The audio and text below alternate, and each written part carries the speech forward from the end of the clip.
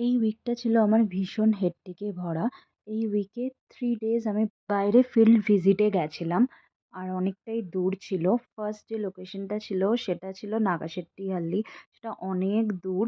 আর আমার বাড়ি থেকে ছিল অলমোস্ট 52 কিলোমিটার। সো ক্যাব বা অটোতে তো যাওয়া পসিবল না।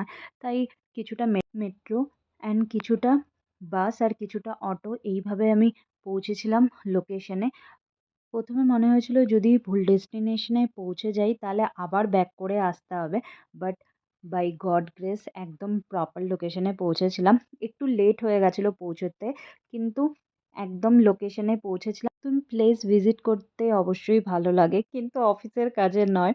অফিসের কাজে গেলে একটা টেনশনও থাকে যে টাইমে আমি সেটা কমপ্লিট করে আসতে পারবো কি না, সেটাও একটা টেনশন থাকে। তো সকালে আমি অল্প একটু ডালিয়া খিচড়ি বানিয়ে নিয়ে গেছিলাম আর সেম খেয়েও গেছিলাম।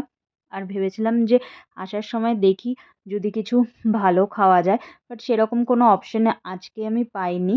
তাই আসার সময় ভেবেছিলাম একটু কোল্ড কফি খাবো, কিন্তু সেটাও আমার মনে হলো যে যদি ভালো না হয়, তাই জেপি নগর মেট্রো স্টেশনে ওখানে নামার পর ওখান থেকে আমি একটা স্যান্ডউইচ নিয়ে এসেছিলাম। পনির স্যান্ডউইচ নিয়ে এসেছিলাম। খুব একটা টেস্টি বলবো না, তবে হ্যাঁ, যদি খুব খিদে পায় তাহলে যদি খাও তাহলে অবশ্যই, অবশ্যই ভালো লাগবে।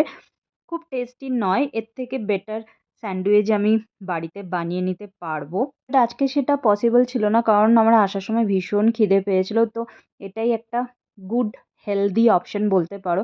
কারণ বাইরের অয়েলি খাবারের থেকে এটা যদি খাওয়ায় অ্যাটলিস্ট কিছুটা হলেও কম তুমি অয়েল কনজিউম করবে। তাই এটাই আজকে আমি প্রেফার করলাম।